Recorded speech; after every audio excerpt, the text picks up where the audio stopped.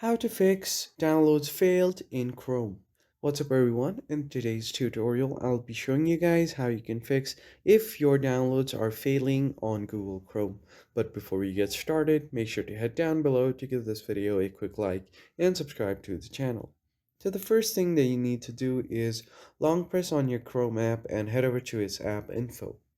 Once you get here, tap on permissions and make sure all of these allowed permissions are turned on because the app requires them to function normally.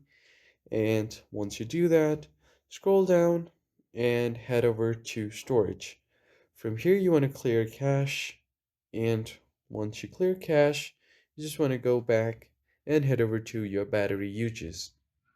Now, just make sure that this is on optimized or unrestricted.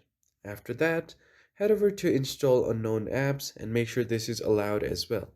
So this is the first method, and the second method is actually to open up your Chrome browser first. Tap on the three lines at the top right and head over to your settings. Now once you get to settings, scroll down until you see downloads, tap on it, and make sure that your download location is set to your internal storage. If not, you can change your download location from here. And once you make sure all of this is correct, then you should have no problem. I hope you found this helpful. I will see you guys on the next one.